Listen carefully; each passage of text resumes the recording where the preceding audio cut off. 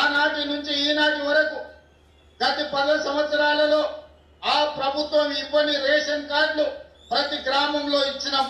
ఇవాళ మీ గ్రామంలో ఎవరికైనా రేషన్ కార్డులు రాకపోతే గ్రామ సర్పంచులందరికీ విజ్ఞప్తి చేస్తున్నా, ఇల్లు తిరగండి, పేర్లు రాసుకోండి, ప్రతి ఇంటికి రేషన్ కార్డు ఇచ్చే బాధ్యత రాష్ట్ర ప్రభుత్వం తీసుకుంటుంది. దాంతో మీకు గ్రామాల మీద పట్టు పెరుగుతుంది. ఈనాడు దొడ్డు బియ్యం తినాలంటే బర్లకు దానా పెట్టేది. మరి ఈరోజు మా ఆడబిడ్డలు సర్పంచులు వచ్చారు. దొడ్డు బియ్యంతో నేను కాలం పోయింది, ఈరోజు సన్న బియ్యం తినాలి. ప్రభుత్వం ఇచ్చే సన్న బియ్యంతో సంటి బిడ్డలకు మీరు పౌష్టికాహారం పెట్టాలి.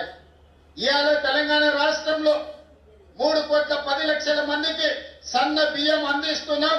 ఇంకెవరికైనా సన్న బియ్యం అందకపోతే మీరు పేర్లు రాసుకురండి. ప్రతి వ్యక్తికి సన్న బియ్యం 6 కిలోలు వాళ్ళ ఇంటికి పంపించే బాధ్యత మీరు తీసుకోండి. మీ తరఫున మీకు బియ్యం ఇచ్చే బాధ్యత నేను తీసుకుంటా. అదే విధంగా పేదవాళ్లకు ప్రతి ఇంటికి 200 యూనిట్లు ఉచిత విద్యుత్తు ఇస్తామని చెప్పినాం. ఏ పేదవాడి ఇంటికైనా ఉచిత విద్యుత్తు 200 యూనిట్లు రాకపోతే వాళ్ళ పేర్లు రాసుకోండి.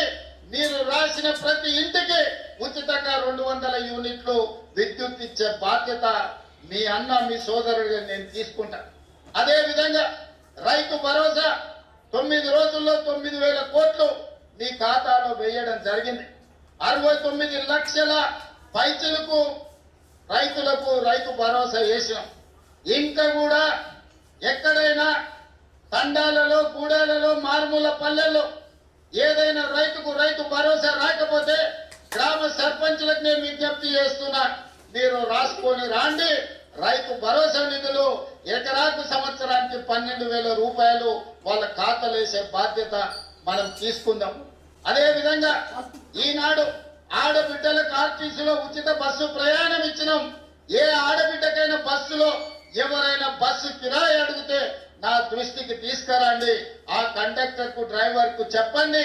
ఒకవేళ కిరాయి పైసలు ఎక్కడైనా అడిగితే మా అన్నకి చెప్తాం, మా అన్నకి చెప్తే నీ నౌకరి ఊడుతుందని వాళ్ళకి చెప్పండి ధైర్యంగా.